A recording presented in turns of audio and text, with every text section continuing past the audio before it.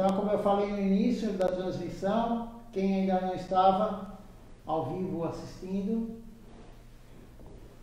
hoje é o aparecimento do Senhor Buda, um avatar de Krishna, e hoje também é o aparecimento de Srinivasa Pandit.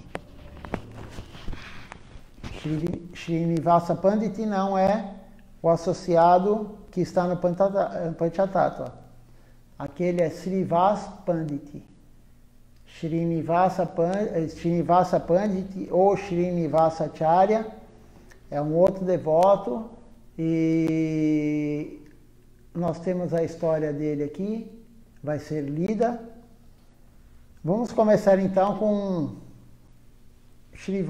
Srinivasa Pandit. Depois falaremos do Senhor Buda, o avatar de Krishna.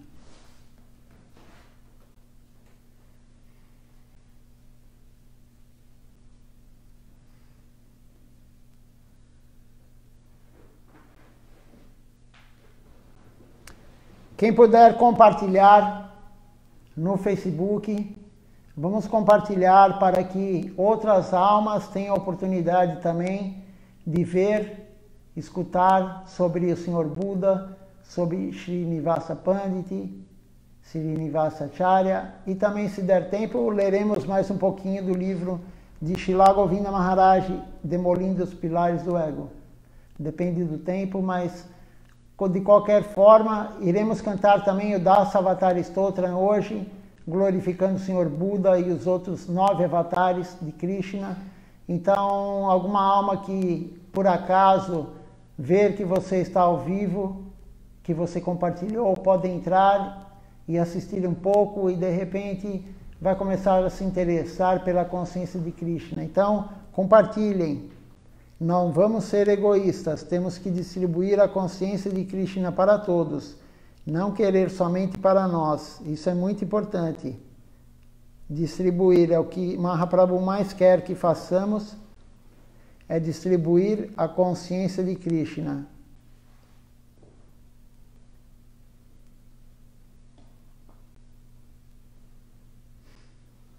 Então vamos agora na leitura de Srinivasa Acharya. Srila Srinivasa Acharya.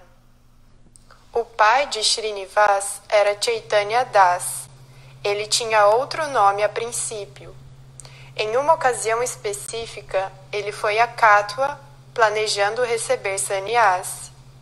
Quando chegou lá, viu um barbeiro que estava prestes a cortar os cabelos de Sri Chaitanya Mahaprabhu. Quando o pai de Srinivas viu isso, ficou tão triste que a única coisa que ele pôde dizer foi Chaitanya, Chaitanya. Então, a partir daquele momento, todos o chamavam de Chaitanya Das. Algum tempo depois, ele se casou e um dia sua esposa disse: "Meu querido marido, tive um sonho em que o Senhor Chaitanya veio até mim e ele nos disse para termos um filho." Chaitanya Das disse: "Você está apenas dizendo isso para ter um filho?" Sua esposa respondeu: "Não estou mentindo. Honestamente, Mahaprabhu veio até mim em um sonho e nos disse para ter um filho." Chaitanya Das ainda não estava convencido e disse: "Mahaprabhu está em Jagannatha Puri, então vamos lá e perguntamos a ele pessoalmente se é isso que ele deseja." Chaitanya Das e sua querida esposa foram encontrar Sri Chaitanya Mahaprabhu em Jagannatha Puri. Quando entraram no Dham, viram o Sankirtana ocorrendo em frente ao templo do Senhor Jagannatha. Mahaprabhu estava no meio, cercado por muitos de seus seguidores e muitos sannyasis. Mas assim que Mahaprabhu viu o casal chegar, abriu caminho para recebê-los e conversar com eles. Todos se perguntavam: quem são essas pessoas? Por que são tão especiais? E por que Mahaprabhu está dando atenção especial a elas? Sri Chaitanya Mahaprabhu disse a ele: Chaitanya Das, sua esposa está certa. Quero que vocês tenham um filho e que o chamem de Srinivas. Tanto Chaitanya Das como sua esposa ficaram muito felizes em receber essa ordem do Senhor. Eles ficaram em Jagannatha Puri por um tempo e se juntaram ao Kirtan de Mahaprabhu. Eles estavam muito felizes. Depois de algum tempo, eles voltaram para Navadvip. E algum tempo depois, nasceu um menino lindo.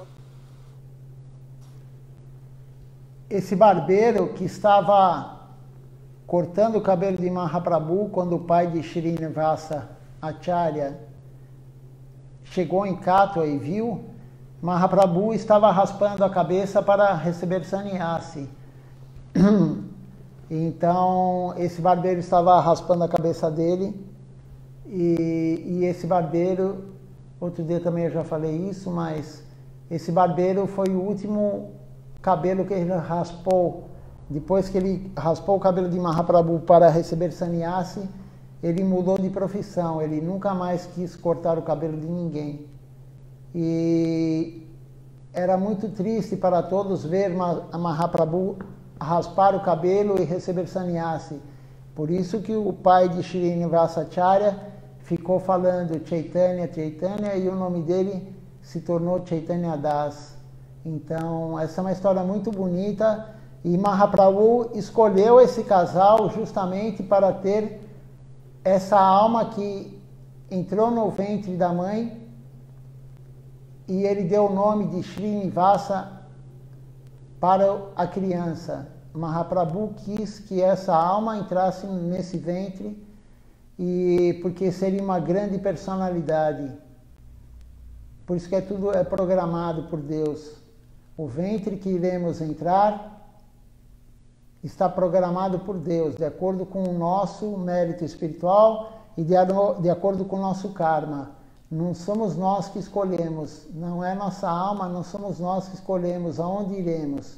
Não temos essa possibilidade de escolher, vou nascer em tal país, vou nascer filho de tal pessoa, vou nascer falando tal idioma, vão nascer no planeta Terra, ou nos planos celestiais, ou nos planos infernais. Não temos essa escolha. Temos essa escolha através das nossas ações, mas não sabemos aonde iremos. Somente Deus sabe onde Ele vai colocar a nossa alma, qual corpo que Ele vai dar para a nossa alma, de acordo com o que fizemos. Então, esse é um caso clássico disso. Mahaprabhu escolheu. E como que a mãe sonhou com Mahaprabhu? As grandes almas, quando elas sonham, não é a mente, porque normalmente quando sonhamos, nós que somos infinitesimais, é a nossa mente que está sonhando. Mas quando tem algo por trás, algo transcendental, como nesse caso, ou alguns pujaris, alguns sacerdotes que sonham com a deidade, e a deidade vai dar uma mensagem para o sacerdote, isso é transcendental, esse é um sonho realmente real. Mas normalmente o que sonhamos é o que pensamos durante o dia, enfim, tem vários estudos sobre sonhos, tem pessoas que estudam somente isso.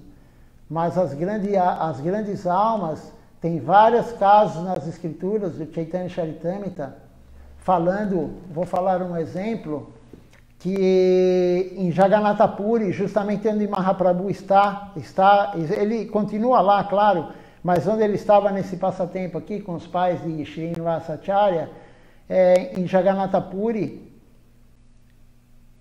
tem a deidade do Senhor Jagannatha, e tem os pujaris, são vários pujaris que fazem o serviço. E o pujari pegou uma roupa nova. Hoje em dia nem é comum aqui no Ocidente, não sei se ainda tem, mas eu nunca mais vi isso. Aquela roupa que vinha com uma goma, algo para deixar a roupa dura. A roupa vinha super dura, né? E na Índia ainda quando você compra algum sari, alguma coisa assim, ainda vem engomado, vem com, não sei do que é feito aquela goma, mas é uma goma, deixa duro o tecido. E os pujaris colocaram a roupa no Senhor Jagannatha com a goma, não tiraram a goma. Então, é algo que não é muito no padrão de adoração, você colocar algo que não é confortável para a deidade. E aí uns outros pujaris, outros devotos ficaram metendo pau, falando mal do pujari que fez isso, olhando o erro do pujari, olhar de mosca. Tem muitos devotos que têm olhar de mosca, não só os devotos, a maioria da população, mas tem alguns devotos que têm olhar de mosca. E esse olhar de mosca normalmente é quando a pessoa está com inveja do outro. Como nesse caso, ele viu o pujari lá que estava servindo o Senhor Jagannatha, e muitos querem ter esse papel de servir o Senhor Jagannatha, e ficaram metendo pau no pujari que colocou a roupa com goma no Senhor Jagannatha. E aí esses devotos que fizeram essa ofensa ao outro devoto, ao pujari, o sacerdote, eles sonharam. Ele sonhou, o devoto sonhou com o Senhor Jagannatha, e o Senhor Jagannatha deu um tapa no rosto dele. O Senhor Jagannatha deu um tapa no rosto dele no sonho. E quando ele acordou, e falou: você não fique se intrometendo na adoração que estou recebendo. Eu gosto muito dessa adoração, estou gostando, estou muito feliz. Estou muito feliz com o serviço desse pujari. Não se meta. E quando esse devoto acordou, ele tinha a marca no rosto, que ele levou um tapa na cara.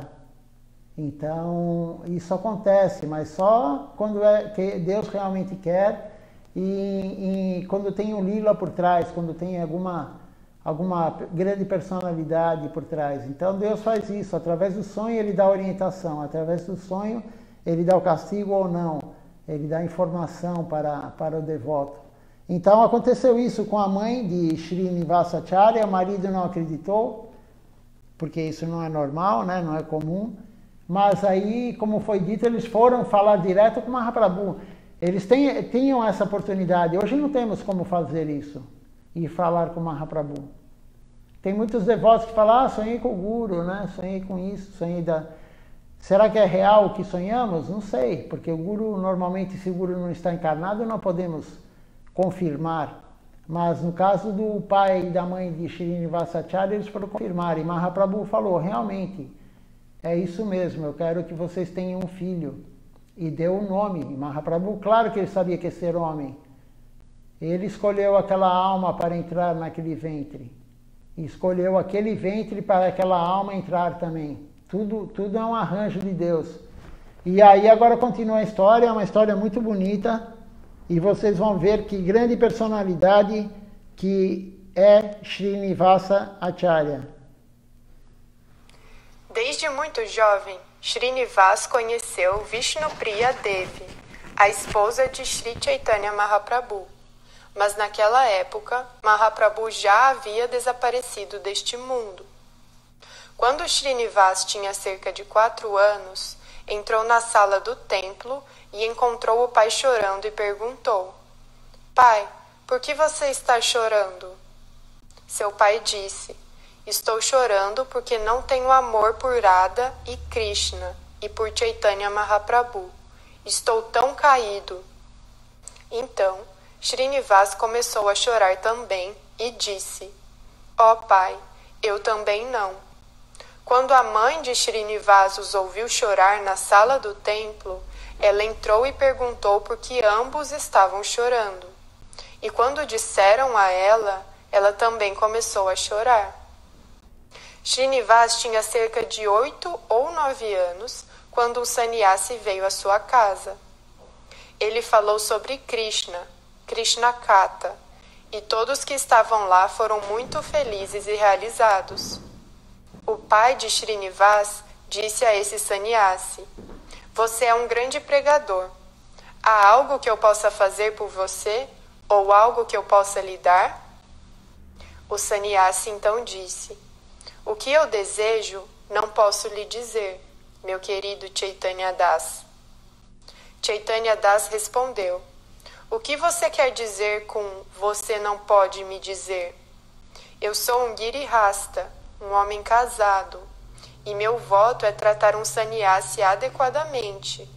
Portanto, não hesite, diga-me, se houver algo especial que você precisa. O sannyasi disse: Não, eu não direi, você não gostaria do que eu pediria. Quando Chaitanya Das ouviu isso, ele quis agradar ainda mais o sannyasi e disse-lhe: "Você deve dizer o que quer.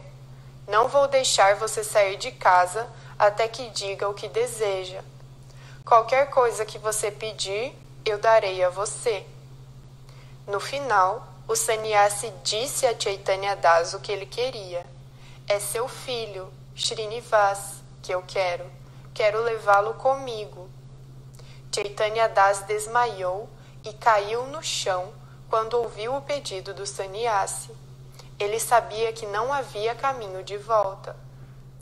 O filho deles, Srinivas, o presente que receberam de Sri Chaitanya Mahaprabhu, teve que ser devolvido ao seu legítimo proprietário.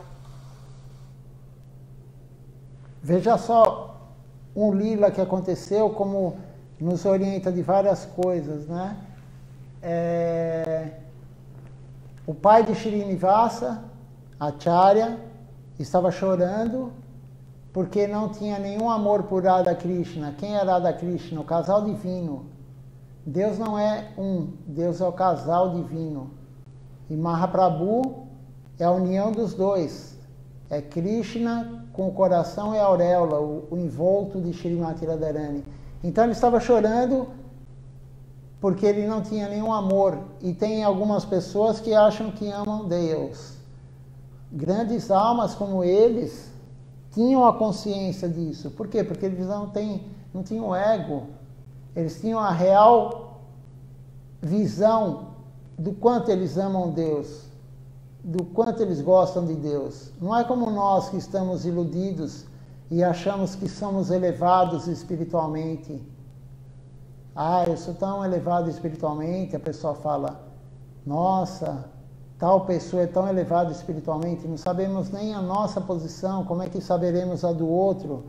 Então, veja só o exemplo. E aí o filho, Srinivas Acharya, também chega e começa a chorar. Por quê? Porque ele se considera que não tem nenhum amor por Deus, por Mahaprabhu.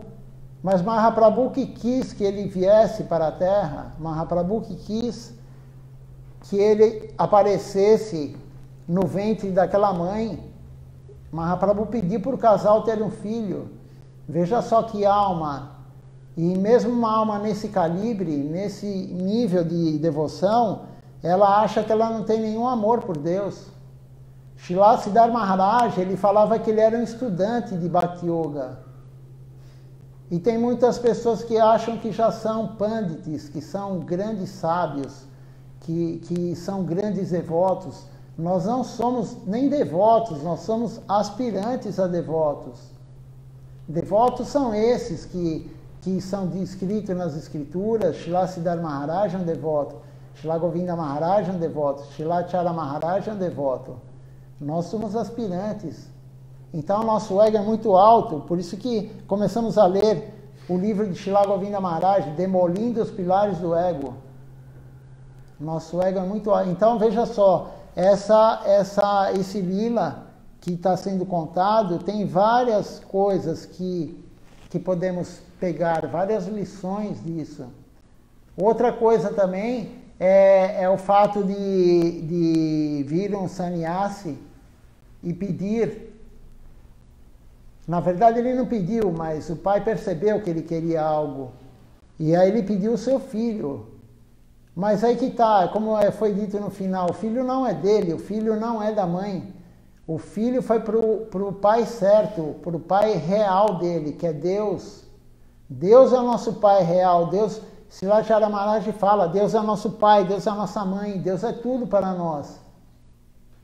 Da onde viemos, do ventre que viemos, do pai, no caso, que a alma desce através dele, ela entra no corpo da mãe através do pai, porque a alma vem pelo alimento, o pai come o alimento. Então, são pais temporários. Quem foi nosso pai? Porque eles são pais do nosso corpo, mas não da nossa alma. O pai da nossa alma é Deus. Ele é o pai, ele é a mãe, ele é tudo. Quem foi nosso pai na vida anterior? Não sabemos. Quem vai ser na próxima? Não sabemos. Não sabemos nada. Então veja só, quando falou, o pai perdeu o filho para o verdadeiro pai. Né? Então olha quanta lição podemos adquirir através de um pequeno lila, contando uma pequena passagem da vida desse grande devoto. E quando o sannyasi pede o filho para o pai, aconteceu a mesma coisa com Nityananda Prabhu. Nityananda Prabhu era bem pequeno também, e veio um sannyasi e pediu para o pai de Nityananda Prabhu: eu vou levar seu filho. E os gurus falam que esse sannyasi é Madhavendra Puri. Madhavendra Puri é o guru do guru de Mahaprabhu. O guru de Mahaprabhu é Isvara Puri. E Madhavendra Puri é o guru do guru de Mahaprabhu. E ele que foi foi levar Nityananda Prabhu. Então as grandes almas, elas são resgatadas da família.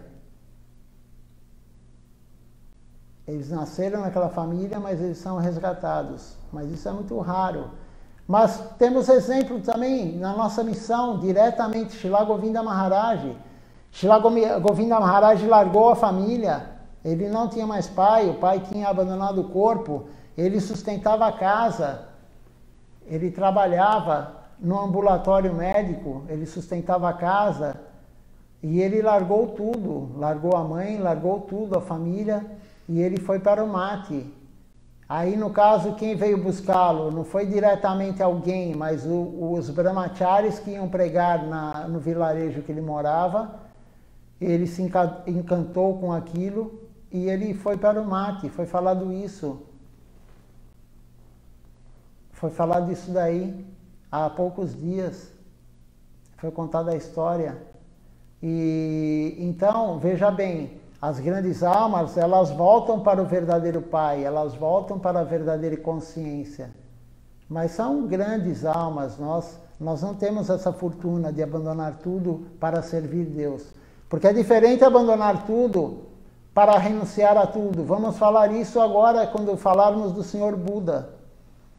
A renúncia ao mundo material não tem nada a ver com espiritualidade transcendental. Podemos renunciar a tudo. Eu não quero mais viver nisso, esse mundo não me dá nada, enfim, eu estou cansado desse mundo. Mas não basta isso, isso daí é a renúncia total. Mas a renúncia verdadeira é você renunciar ao mundo material e servir Deus. Morrer para viver, como o Srila Siddhar Maharaj fala, temos que morrer para o mundo material para viver no mundo transcendental, para começarmos a servir realmente Deus. Então, essa é a renúncia correta. Yukta Vairagya. Vairagya é renúncia. Yukta é verdadeira. A renúncia verdadeira é renunciar a tudo material, mas servir Deus. Essa é a renúncia verdadeira. Então, veja só, em poucos minutos de leitura, quantas lições nós podemos ter. No Bhagavatam ontem, quando Prahlada Maharaj fica tentando acalmar o Senhor Nishinradeva, ele glorifica Nishinradeva, e o Bhagavatam fala muita glorificação. Tem inúmeras lições, muitas lições dentro dessa glorificação que Prahlada Maharaj faz a Nishinradeva, Senhor Nishinradeva. Mas isso, os gurus estão nos dando essas lições. Shilatyara Maharaj está dando as principais lições. Srila Govinda Maharaj deu as principais lições. E isso está nos livros dele. Isso está nos vídeos, áudios dele. Srila Siddhar Maharaj também deu as principais lições dos Vedas, dos Puranas, dos Upanishads. Então, por isso que tem esses lilas, temos que ler. Acharya Maharaj, hoje eu postei uma aula dele, que ele deu para a gente no domingo. Ele deu para o mundo inteiro a aula, eu coloquei o link no grupo do Templo de São Paulo, do WhatsApp. Então não podemos perder essa oportunidade. Quando temos a oportunidade, foi colocado um link, aula direto com Srila Acharya Maharaj. Não podemos perder essa oportunidade. Primeiro, de ver o Guru, receber o darshan dele. Segundo, de escutar a aula dele. Não faz mal se não entendemos ele, o inglês dele. A alma entende.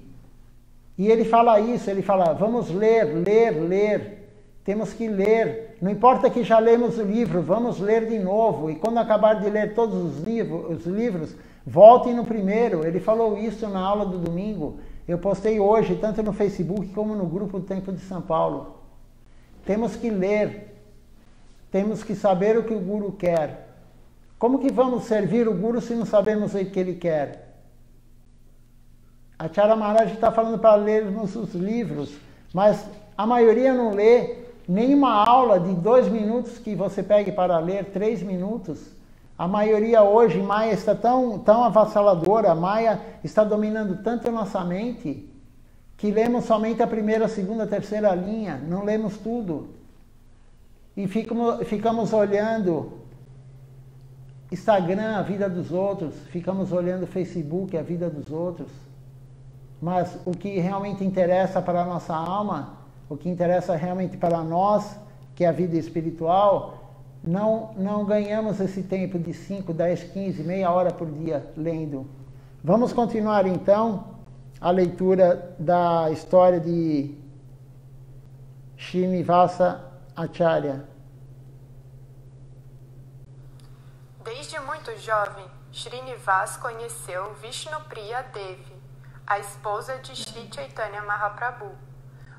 Esse aqui já foi, vamos para o próximo.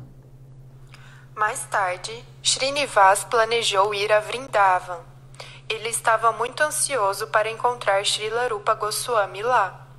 Mas quando ele chegou lá, um grande grupo de Vaishnavas estavam fazendo Kirtan. Quando Srinivas perguntou qual era o evento especial, alguém disse, "Você não sabe? Rupa Goswami deixou o mundo." O coração de Srinivas parou e ele desmaiou. Quando ele chegou, estava no ashram de Srila Jiva Goswami. Em Vrindavan, Srinivas conheceu Sri Gopal Bhatta Goswami e ele se tornou seu discípulo.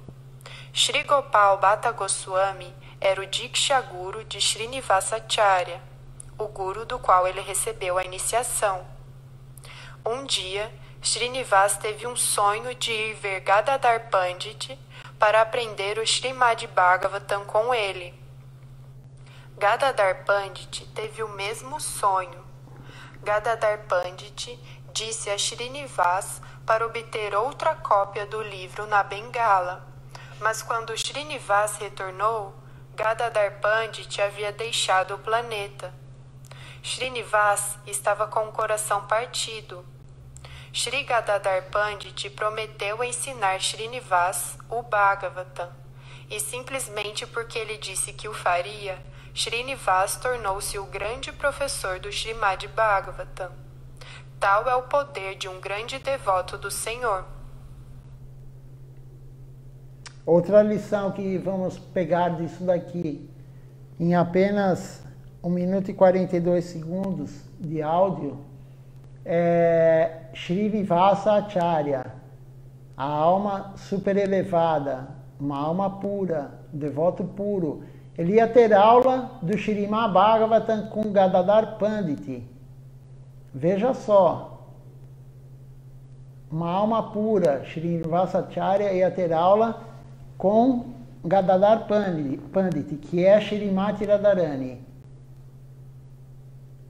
Então, por isso que temos que ter, quando formos ler o Bhagavatam, temos que ter uma autoridade para nos explicar.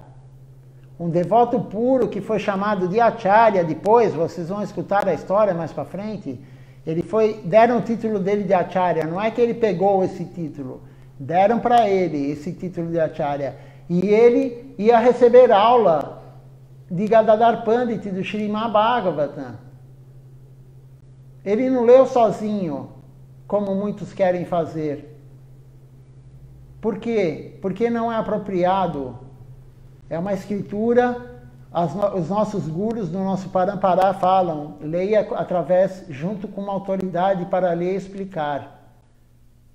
Então é uma outra lição muito boa que estamos pegando desse pequeno história de Srinivasa Acharya. Não devemos ler alguns livros sozinhos, e tem outros livros que não devemos nem ler. Isso é orientação dos nossos gurus. E se não respeitarmos, se não seguirmos a orientação do guru, achando que nós sabemos mais do que o guru, isso vai nos afundar espiritualmente. Nós nunca vamos ser melhor que o nosso guru. Isso é uma ilusão. Nunca vamos ser melhor que os nossos gurus. Nem o instrutor e nem o guru iniciador. Ou o sannyasi guru, quem for receber sannyasi.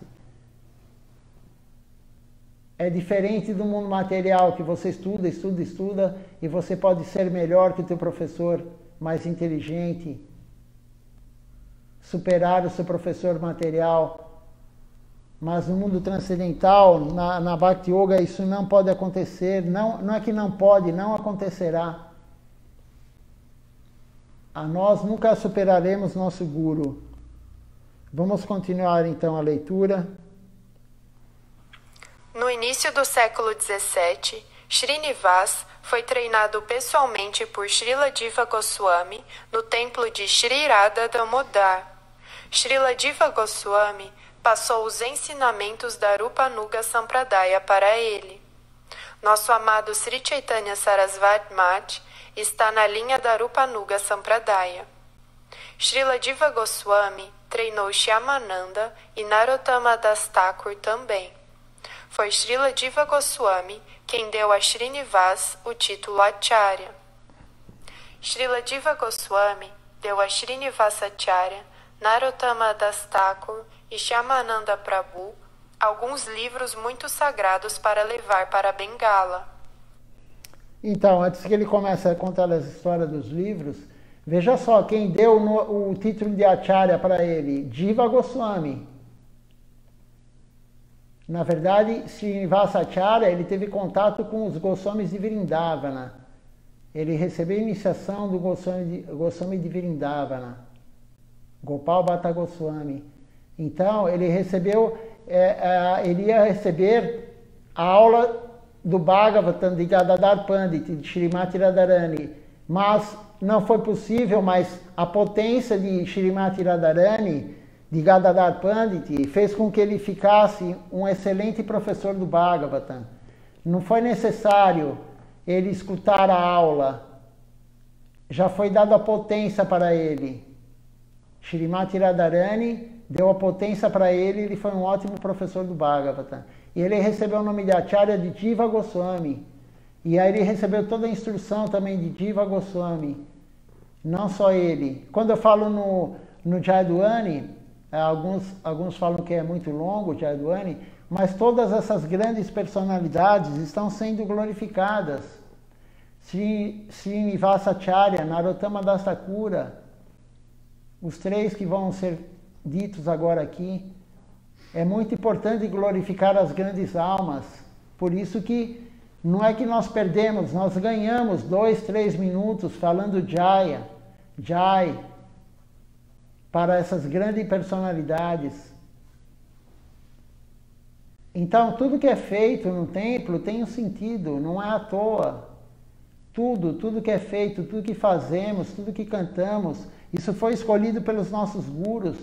Não é à toa. A nossa mente acha que isso é chato, que isso não é preciso. Mas tudo é preciso. No caminho, os livros foram roubados pelo rei Birhambir. Ele pensou que havia joias nos baús, mas em vez disso, havia algo muito mais precioso dentro, as escrituras sagradas. Srinivasacharya, Narottama Das Thakur e Shyamananda Prabhu procuraram em todos os lugares os livros. Depois de algum tempo, eles decidiram que Srinivasacharya ficaria para trás para continuar pesquisando, e Srila Narottama Das Thakur e Shyamananda Prabhu seguiram em frente. Finalmente, Srinivasacharya foi à casa do rei. Uma leitura do Bhagavatam estava acontecendo na época. Ali, Srinivas explicou o significado apropriado do Srimad Bhagavatam para todos. O rei ficou muito impressionado com Srinivasacharya e mostrou os livros. Ele disse que ele havia roubado os livros e, convertido por Srinivas, implorou pela iniciação aos pés de lótus de Srinivasacharya. Juntamente com Narottama Das Thakur e Shyamananda Prabhu, Srinivasacharya pregou muito na parte nordeste da Índia. Quando as deidades foram instaladas e o primeiro festival de Gaura Purnima aconteceu no Keturigram, Srinivasacharya também estava lá. Srinivasacharya casou-se e ele era um grande devoto e muito conhecedor. Ele sempre falou de Sri Chaitanya Mahaprabhu. Ele tinha uma filha, Hemalata Thakurani, e ela se tornou uma Vaishnavacharya. Veja só, Hemalata Goswamini, Thakurani, desculpa, ela se tornou uma acharya, ela se tornou guru.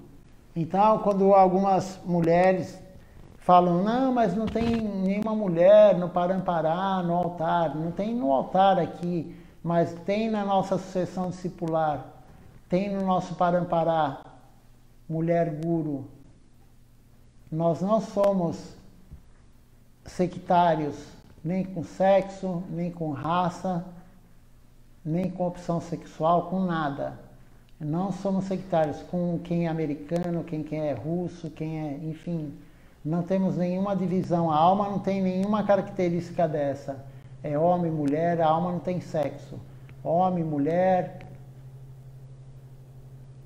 ou a racial, apesar que todas as almas são femininas, o único masculino é Deus, mas encarnados agora aqui não existe isso, eu sou homem, eu posso mais que a mulher, não, isso não existe, a nossa missão não tem isso. Então, outra coisa, foi falado sobre o templo de Radha Damodar, e que nós pertencemos a Rupa Nuga Sampradaya.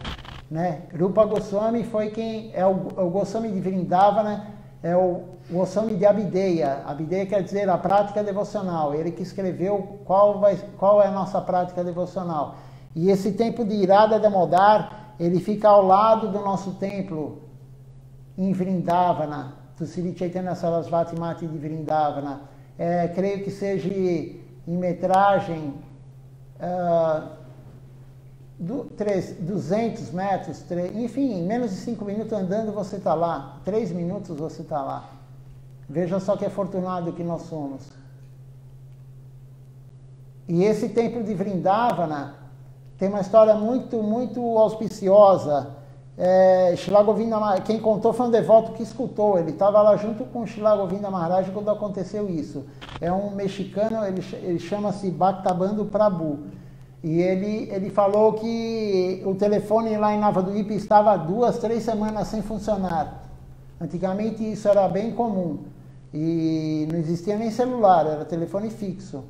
E aí o telefone estava sem funcionar, o Gurudeva Shila Govinda Maharaj pegou o telefone e começou a falar em Bengali no telefone. E aí todo mundo ficou olhando assim, ninguém escutou o telefone tocar, nada.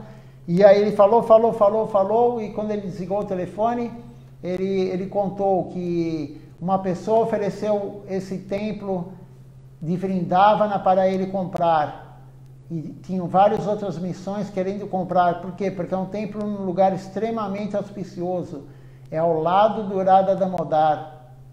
É de frente à casa de Krishna Das Kaviraj Goswami, quem escreveu o Sri Chaitanya Charitamrita.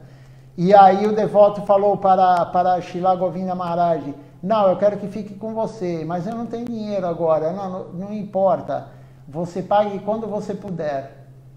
E aí foram ver o telefone não tinha linha, depois que Shila Govinda Maharaj atendeu o telefone e falou com a pessoa. Então isso é transcendental. Isso é um devoto puro, Shri Govinda Maharaj. Veja só os passatempos que aconteceram. Por isso que temos aquele templo lá. E as deidades eram desse antigo dono do terreno, do templo. As deidades de Vrindavana, que são lindas, eram desse antigo dono. Então só quis comentar isso porque é muito importante. Temos um templo num lugar assim extraordinário, em Vrindavana. Quem puder ir lá, ver e participar das cerimônias, do Arati, enfim, ficar hospedado no nosso mate é muito importante, lá é muito bonito. E não só em termos de beleza, não estamos preocupados só com beleza, estamos preocupados com o mérito espiritual. E outra coisa também, por que esse rei, ele mandou os ladrões, os dacoites, roubarem esses livros? Porque ele recebeu a instrução de um astrólogo que ele tinha um astrólogo pessoal, o astrólogo do rei, e o astrólogo falou, vem uma carga muito valiosa, vem uma joia, tal dia, assim, assim, tal estrada. O astrólogo orientou ele. E aí quando roubou e ele levaram lá para o reino, né, para o local, para o palácio, e quando ele viu eram livros, e aí ele ficou bravo com o astrólogo, tudo. Mas ele realmente depois viu que isso era uma joia muito maior do que qualquer coisa, do que ouro, do que brilhante, do que qualquer pedra preciosa. São os livros Gaudiya Vaishnavas.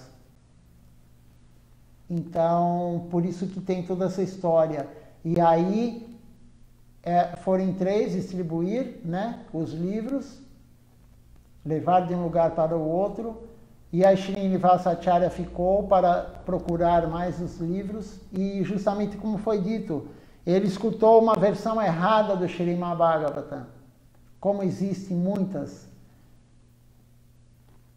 Interpretação errada. E aí estavam dando essa interpretação para o rei, ele interferiu, ele falou a correta e o rei se rendeu a ele e devolveu os livros. Então veja só que história bonita, né? E hoje é o aparecimento dessa grande personalidade, Srinivasa Acharya. Se alguém tiver alguma pergunta, mas vamos começar a falar do Senhor Buda. Na verdade, não tem muita literatura, muita coisa sobre o Senhor Buda na nossa missão, porque é um avatar de Krishna, claro, nós respeitamos ele foi importante, por isso que Krishna veio nessa forma do Senhor Buda no início de Kali Yuga. Mas não damos o foco a ele, né? Na verdade, não damos o foco a nenhum avatar de Krishna. O nosso foco é Radha Krishna, Mahaprabhu e Nityananda Prabhu. Esse é o nosso foco. Respeitamos os avatares, no dia cantamos as canções, mas não fazemos nenhum puja para nenhum avatar de Krishna. Não fazemos. Mahaprabhu é o avatar dourado, mas ele é o próprio Krishna com Shrimati Radharani. Não temos Krishna sozinho no altar também, nenhum altar oficial da nossa missão temos Krishna sozinho. Ele está sempre com Shrimati Radharani e Mahaprabhu. Então, essa é a nossa missão, Sri Chaitanya Sarasvati Mati. Nós somos da Rupanuga Sampradaya. Vamos ler então essa pequena sloka que tem na canção que vamos cantar daqui a pouco, Dasa Avatar Stotram. E aí eu peguei a tradução de Shripad Tapasi Maharaj para o português, e é uma pequena descrição do Senhor Buda.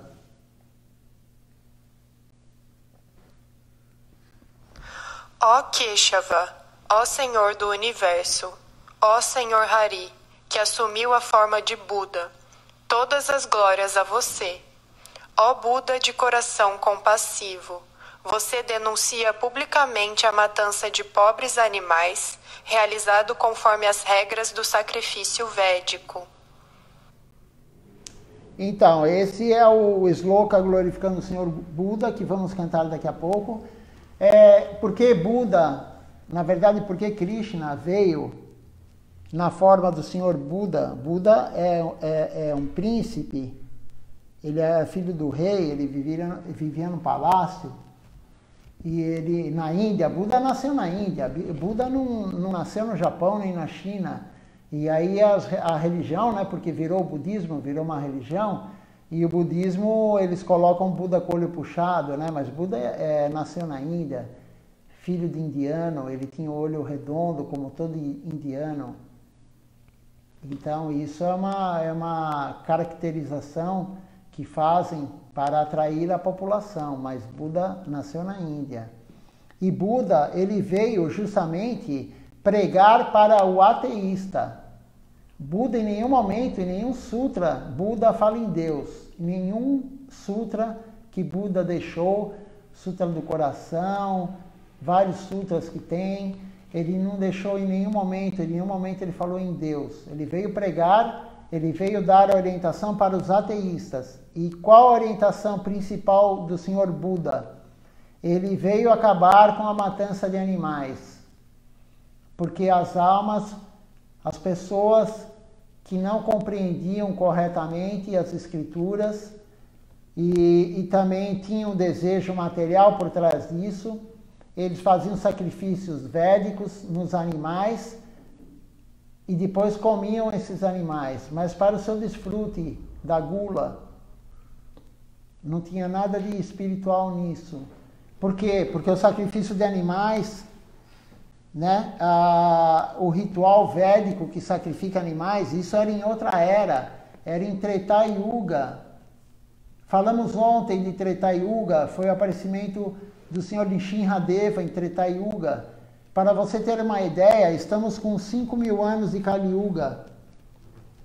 Do Apar Yuga, que é a Yuga de Krishna, que Krishna apareceu, ela dura em torno de 800 mil anos. Em torno de 800 mil anos, mais ou menos 800 mil anos. Eu não lembro o número exato agora. Eu não lembro se eu acho que é 872 mil anos, alguma coisa do tipo. Mas, e Treta Yuga dura mais de 1.200.000 anos. Então, veja só quanto tempo atrás era feito isso. E Buda veio para acabar com esse ritual védico que não é da era de Kali Yuga. A era de Kali Yuga também não é a era para a elevação espiritual de ficar meditando no vazio, tentar anular a mente. Isso daí era em Sati Yuga. Sati Yuga tem bilhões de anos que aconteceu Sati Yuga, a era de Sati Yuga. Bilhões de anos. Então, é uma prática, se for para a vida transcendental, para se conectar com Deus, em Kali Yuga, que é a era que vivemos, ela não funciona. O que funciona em Kali Yuga é o canto do santo nome congregacionalmente. Ó, eu tenho aqui, deixa eu ler aqui. A Sati Yuga, a duração dela é 1.728.000 anos. Isso é Sati Yuga. Veja só que quanto tempo que leva para sair de Sati Yuga e entrar em Treta Yuga. A Treta Yuga, ela dura 1.296.000 anos. Dwapara Yuga é 864.000 anos. E Kali Yuga, como eu falei, 432.000 anos. Então, o sacrifício de animais era feito há praticamente 2 milhões de anos atrás. De 1,5 milhão a 2 milhões de anos atrás. Então, o Senhor Buda, Krishna, veio na forma do Senhor Buda para acabar com isso. Então ele enganou, na verdade, os ateístas. Ele veio para tirar isso dos ateístas, mas em nenhum momento ele falou em Deus. A função dele para vir na Terra, nessa época, no início da era que vivemos, Kali Yuga, não foi para pregar sobre Deus. O avatar de Krishna veio para acabar com esse ritual, que não era apropriado para essa era, a matança de animais. Buda, ele tentou, mas até hoje, eu postei outro dia, existe a indústria da matança de animais. É uma indústria muito lucrativa, principalmente para o Brasil. Isso é muito ruim, estamos no Brasil. O Brasil tem mais bovinos do que seres humanos. Aves, então, isso daí não vou nem comentar. uma granja de aves, cada galpão tem 40, 60 mil aves, que em menos de um mês vão ser abatidas. Então, é muito ruim nós contribuirmos para a matança de animais. Krishna, ele não gosta disso. Deus, ele não aceita animal no altar. Se você cozinhar e oferecer para ele, ele não aceita. Ele não aceita. E nem ovo. Então, isso prejudica a nossa vida espiritual. Mas as coisas são tão deturpadas, que estamos em Kali Yuga, e estamos no início de Kali Yuga. Estamos nos 5.000 anos dourados. Kali Yuga, na verdade, existem 10.000 anos dourados. Nessa Kali Yuga que estamos. Por quê? Porque dourado, porque Mahaprabhu, Goura quer dizer dourado. Estamos nos 10.000 anos próximo de Mahaprabhu. Nós estamos há 535 anos de Mahaprabhu. E já estamos nessa situação no mundo. Veja só como estamos. Imagina quando acabar os 10.000 anos dourados. Como será o mundo? E Kali Yuga dura 432.000 anos. Você imagina no final de Kali Yuga, como será a população? Então temos que nos concentrar na vida devocional para ter mais mérito espiritual e gradativamente, vida após vida, irmos aumentando o nosso mérito espiritual Sukriti, para algum dia termos amor puro por Deus e irmos para o mundo transcendental. Não podemos esperar. Estamos num corpo humano, temos que aproveitar esse corpo humano. Não saberemos qual é a próxima vida, qual é o nosso próximo corpo. Então, se estamos sofrendo hoje com as nossas reações, todo mundo sofre, imagina quando acabar os 10.000 anos dourados. Imagina quando tiver no fim de Kali Yuga, 432.000 anos. E estaremos nessa posição aqui no mundo material se não servirmos Deus corretamente, sim. Nós já fomos reprovados, nós já passamos por Sati Yuga, já passamos por Treta Yuga, já passamos por Dwapara Yuga, agora estamos em Kali Yuga e fomos reprovados até hoje. Até a reencarnação passada nós fomos reprovados na prova. Nós fizemos a prova e fomos reprovados. Por quê? Porque estamos no mundo material. Se tivéssemos passado na prova, estaríamos no mundo transcendental. E quantas vezes nós já fomos reprovados na vida espiritual? Na prova, porque Deus vê tudo, não adianta querer enganar, falar mentira, enganar um, enganar outro. Paramatma, Deus na forma de Paramatma, está nos observando dentro do nosso coração, está observando nossa alma, porque nossa alma se aloja no nosso coração. Então temos que ter essa consciência. E o Senhor Buda veio justamente para falar isso. Não matança de animais, não sacrifício védico com matança de animais, e a prática devocional que eles fazem, né, é a meditação no vazio. Algumas escolas budistas também cantam os nomes de Buda. Tem várias práticas. Tem escolas budistas que fazem cerimônia de fogo também. Existem 10 escolas budistas. O resto é seita. A pessoa cria uma dissidência, ela sai da organização, da escola budista, e ela monta a sua própria escola, com sua mente. Mas mesmo as escolas budistas, tem muitas que consomem carne. Elas comem carne. Mas Buda veio pregar a não matança de animais. Como que uma escola budista se diz escola budista? Qual o sutra de Buda que ele deixou? Qual o sutra que fala para comer animal? Ele veio justamente pregar o contrário para o ser humano. Mas, infelizmente, tem algumas escolas budistas que comem carne. É o ritual deles normal. E aí tem alguns monges budistas que defendem isso. E eu já vi umas palestras, porque eu fui budista durante 7 anos. E eu já vi algumas palestras e a pessoa falando, né, o monge que está lá falando, e é um monge global, né? É um monge global, uma monja global. Ela aparece na Globo o tempo todo. E ela falou, mas a planta também tem alma. Esse é o argumento dela para comer carne, para continuar desfrutando do paladar com o sofrimento do animal. Como que podemos ter compaixão se estamos com um animal que tinha família no nosso prato? Como que podemos ter compaixão por alguém? Todo mundo defende o cachorrinho na rua que alguém chutou e aparece no jornal, aparece não sei aonde, mas e os animais que estão no nosso prato? No prato de alguns, da maioria? Ninguém tem pena desse animal? Ninguém tem compaixão do sofrimento desse animal? Somente do animalzinho, o cachorro e o gato, porque é o nosso animal de estimação? Então, Buda veio justamente dar isso, essa consciência. Infelizmente, alguns ainda, mesmo dizendo ser budistas, ainda comem carne. Mas estamos em Kali Yuga. Então, tem algumas linhas Gaudiya Vaishnavas que estão sendo veganas hoje.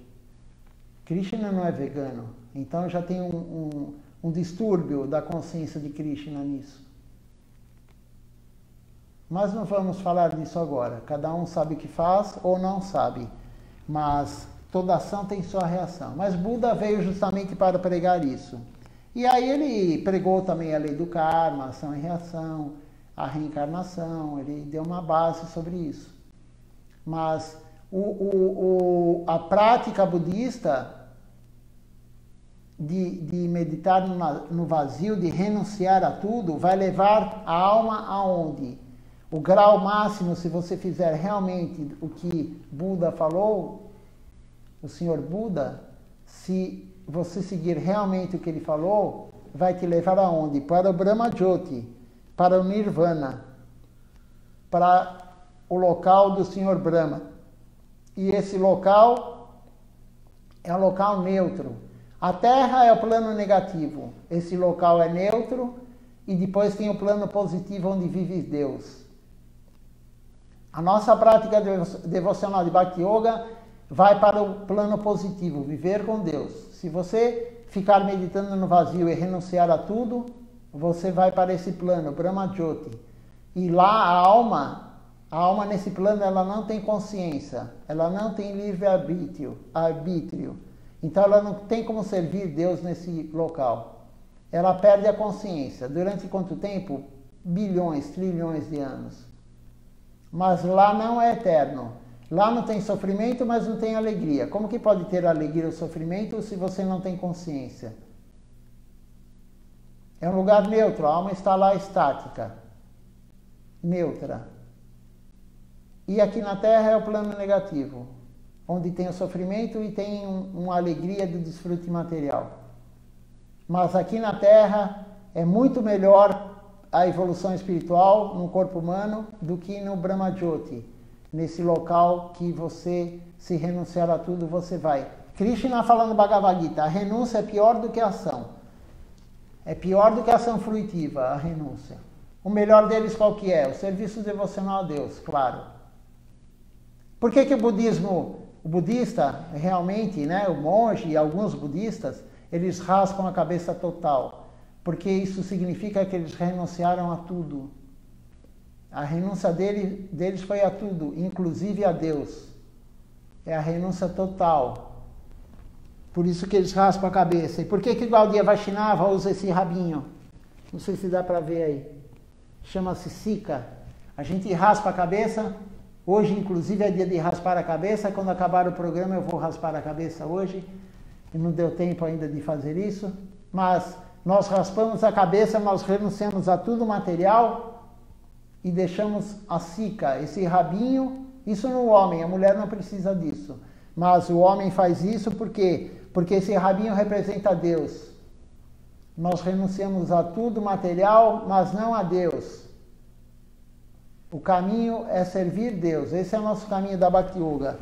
Mas o budista, cada um tem o seu caminho. A pessoa pode escolher o que quiser, claro. A pessoa pode escolher.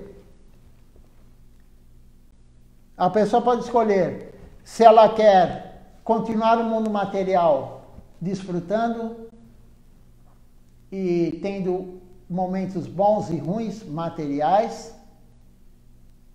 E se ela continuar a fazer isso, o desfrute, e ações materiais para os outros, ela vai voltar para a Terra, ou para o mundo material, porque não é só Terra, o mundo material. Se ela renunciar a tudo, realmente renunciar, mas é muito difícil a renúncia total. Mas se ela conseguir a renúncia total, ela vai para esse local que a alma não tem consciência, é plano neutro. É a refulgência de Deus, esse local é a energia de Deus. Nós viemos de lá, quando eu digo nós, nossa alma, porque nós somos a alma. Toda a alma veio desse local. É uma centelha de Deus. Nós somos uma centelha da energia de Deus. Então, a energia de Deus é esse local. Fica entre o mundo material e o mundo transcendental. E tem também a opção de servir Deus e ir viver com Ele. Lá nesse plano onde vive Deus é o único lugar eterno da alma. A alma atingindo esse plano, ela nunca mais sai de lá. Salvo algumas exceções, como os gurus ou associados de Deus que vêm para a Terra. Mas a alma atingindo esse plano, e lá tem 3 qualidades que só existem lá. A eternidade só existe lá. A bem-aventurança, Ananda, Ananda não é essa felicidade que conhecemos material com desfrute dos sentidos. Ananda é algo extremamente elevado. Nós não sabemos isso. Isso é descrito em algumas literaturas e os gurus falam isso. Os gurus fidedignos. Ananda. E iremos ter conhecimento pleno se atingirmos esse plano, e quem está lá tem conhecimento pleno. Então, são 3 qualidades do mundo transcendental: eternidade, conhecimento pleno e bem-aventurança, felicidade plena. A felicidade é dia e noite, é constante, não existe sofrimento. E lá, como é que a alma consegue atingir essa felicidade plena? Somente servindo Deus. Lá só existe serviço a Deus. Não existe serviço para nós. Todos nós lá, todos que estão lá, todas as almas que estão lá, elas se unem para servir Deus. Somente felicidade plena. No mundo material, não adianta buscar felicidade plena, porque não existe. A pessoa pode achar que tem felicidade plena, mas no final da vida, quando ela abandonar o corpo, ela vai ficar sem felicidade, porque acabou tudo. Não existe felicidade plena onde tem morte. Não existe felicidade plena onde existe cumprimento de karma. Então, a pessoa pode escolher, quer continuar aqui no mundo material, e cada vez o mundo material vai ser pior, porque Kali Yuga está avançando, ou vamos para o plano do Nirvana, do estado do nada, sem consciência, é um estado de coma da alma, como um coma material do nosso corpo, é o coma da alma, ou vamos para o plano que só existe felicidade, eternidade e conhecimento pleno. Aí podemos escolher, cada um escolhe o que quer. Mas o Senhor Buda, basicamente, como eu estava falando no início, ele veio para nos dar essa consciência de não matança de animais, não sacrifício védico de animais, essa prática que não é dessa era de Kali Yuga. Então, mais um festival que cumprimos, glorificando o Senhor Buda, glorificando o Srinivasa Acharya, e só para lembrar, reforçar, Shilacharya Maharaj, ele deu uma aula sobre pandemia há uns dias atrás, mais ou menos há um mês atrás, e ele falou que um dos motivos estarmos, o ser humano estar passando por esse sofrimento é o consumo de animais. É a matança de animais, é um dos motivos do ser humano, não é o único, mas é um dos motivos de ter todo esse sofrimento no mundo hoje. Então temos que ter consciência, se ainda estamos comendo animais, que isso vai causar uma reação muito ruim para nós nas próximas vidas. Dandavati Pranam a todos, uma boa noite. Amanhã estaremos novamente aqui, no mesmo horário, às 19 horas. E mas amanhã continuaremos a leitura do livro de Srila Govinda Maharaj. O livro dele é que estamos lendo Demolindo os Pilares do Ego. Até amanhã, boa noite.